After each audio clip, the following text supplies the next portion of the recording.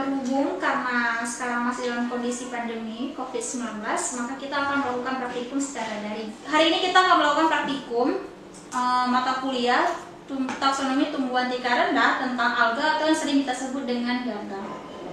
Alga digolongkan ke dalam taksonomi tumbuhan tingkat rendah karena alga tidak memiliki struktur tubuh yang kompleks dan alat perkembangbiakannya juga belum sempurna.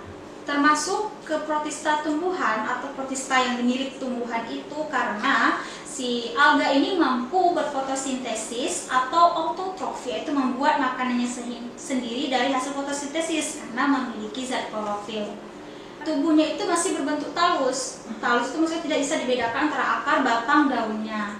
Ciri dari alga yang pertama yaitu organisme eukariot. Dia bersifat autotrof, yaitu bisa membuat makanannya sendiri. Dan yang ketiga, dia berbentuk talus atau dia tidak bisa dibedakan antara akar, batang, dan daunnya. Dan dia hanya bisa bereproduksi secara vegetatif. Habitat alga ada 8. Nah, yang pertama itu alga hidrofit, yaitu alga yang hidup di air. Yang kedua ada edapofit, yaitu alga yang hidup di darat. Dan yang ketiga ada aerofit, yaitu alga yang hidup di udara.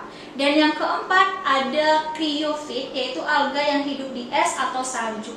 Dan yang kelima ada endofit, yaitu alga yang hidup dalam tubuh tanaman lain. Dan yang keenam ada simbiotik. Yang ketujuh ada endozook, yaitu alga yang hidup di dalam tubuh hewan lain. Dan yang kedelapan ada parasit. Baik, sekarang kita akan bahas klasifikasi dari alga. Klasifikasi dari alga ada 7. Yang pertama ada cyanophyta, chlorophyta, pyrophyta, chrysophyta, equinophyta, phaeophyta, dan rhodophyta. Dan semua itu diklasifikasikan berdasarkan dari warna pigmennya. Tujuan praktikum ini adalah untuk mengamati berbagai bentuk atau jenis alga, sehingga kita dapat mengelompokkan kelompok alga sendiri ke dalam klasifikasinya. Untuk alat dan bahannya yaitu ada air sungai, air kolam, air sawah, dan tanah lembab. Nah, untuk cara kerjanya kita menggunakan mikroskop di sini, kaca benda dan kaca penutupnya sebagai alat untuk praktikum ini. Dan cara kerjanya sendiri yaitu air kolam, air sawah, dan air dari air sungai dan tanah lembab tadi kita teteskan di kaca bendanya dan kita tutup dengan kaca penutup, kaca tutupnya tuh, sehingga kita bisa mengamati di bawah mikroskop dan kita amati apakah jenis alga yang kita dapat dari hasil praktikum itu dan kita catat hasilnya.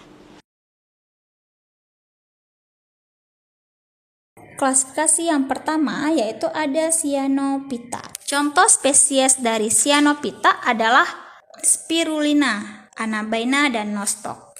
Baik, selanjutnya klasifikasi dari alga yaitu ada Chlorophyta atau alga hijau.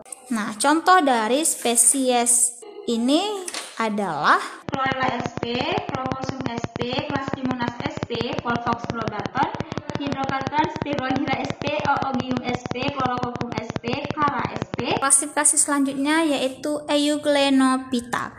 Nah, contoh spesies dari Euglenophyta adalah Euglena sp.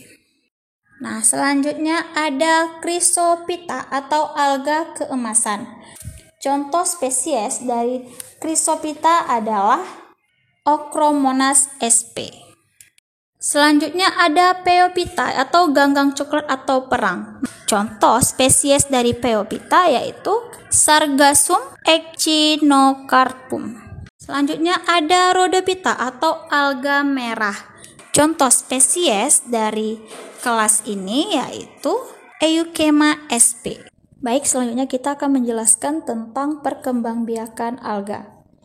Perkembangbiakan alga terjadi secara vegetatif atau aseksual maupun generatif atau seksual. Perkembangbiakan vegetatif dapat dilakukan secara yang pertama yaitu dengan fragmentasi, yaitu terputusnya talus berbentuk benang menjadi beberapa bagian dan bagian-bagian itu kelak tumbuh menjadi individu baru. Yang B, pembentukan spora. Yang pertama itu ada zoospora atau spora yang berbulu cambuk sehingga dapat bergerak. Yang kedua ada aplanospora atau spora tanpa bulu cambuk dan mempunyai dinding. Yang ketiga ada ausospora atau spora yang berdinding keras. Perkembangbiakan generatif terjadi melalui peleburan gamet-gamet.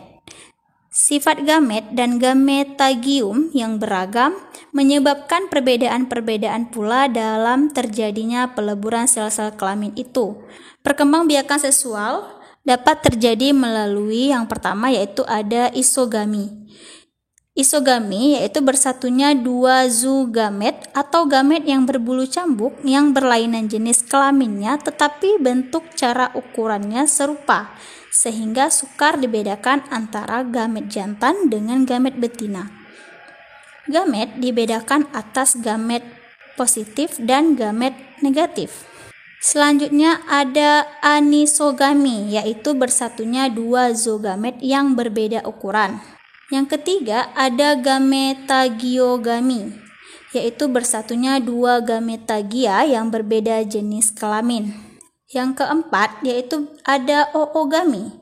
Oogami yaitu bersatunya dua sel kelamin, yaitu sel kelamin jantan lebih kecil dan flagela yang disebut spermatozoon atau anterozoid. Sedangkan sel kelamin betina yang lebih besar tanpa flagela bersifat positif yang disebut sel telur atau ovum. Baik, sekarang kita akan menjelaskan peranan bagi kehidupan. Apa sih peran alga bagi kehidupan? Nah, untuk nilai ekonomis yang pertama yaitu peranannya itu sebagai produser atau fitoplankton. Yang kedua, sebagai productivity dan pollution. Yang ketiga, sebagai red tide atau pasang merah dan blooms atau bunga air. Yang keempat, sebagai fiksasi nitrogen. Dan yang kelima, sebagai bahan makanan. Keenam, sebagai bahan obat-obatan seperti asal alginet. Dan yang ketujuh, sebagai bahan industri cat. Yang kedelapan, sebagai bahan dinamit dan industri kaca seperti diatom. Yang selanjutnya yaitu sebagai makanan hewan dan pupuk atau fodder and fertilizer seperti kelp atau ganggang coklat yang terbesar mengandung nitrogen dan kalium tinggi. Nah, yang ke-10 dia sebagai karigenan yang merupakan bentuk lain dari karbohidrat yang terdapat pada dinding sel alga merah. Nah, yang ke-11 yaitu sebagai bahan kultur laboratorium atau medium agar. Nah, yang ke-12 yaitu sebagai cadangan makanan yang dihasilkan. Misalnya nih, pada tepung Floridae yaitu pada Rhodophyta. Terus tepung Misophysin pada Cyanophyta. Tepung pada Chlorophyta, laminarin pada Pheophyta. Selanjutnya ada chrysolaminarin atau likosin pada Chrysophyta. Yang selanjutnya ada paramilon yaitu pada Euglonophyta. Dan yang ketujuh ada fruktosan yaitu pada Chlorophyta. Nah, peran selanjutnya dari si alga ini juga sebagai algin yang itu merupakan koloid dari ganggang coklat atau Pheophyta yang digunakan dalam pembuatan es krim, produk farmasi, pembersih gigi, pembuatan gigi palsu, dan lotion. Nah, dia juga berperan sebagai tanah diatome atau diatomit dapat digunakan sebagai bahan penyaringan. Bahan dalam pipa panas dan pipa uap karena bukan penghantar panas dan dapat menyerap bunyi atau pengedap suara.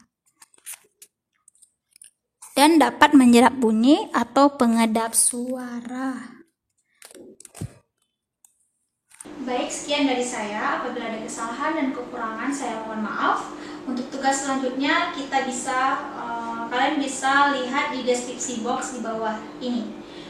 Dan untuk bagi yang ada pertanyaan atau ada hal yang kurang jelas, kita bisa diskusikan melalui Google Classroom. Sekian dan terima kasih. Wassalamualaikum warahmatullahi wabarakatuh.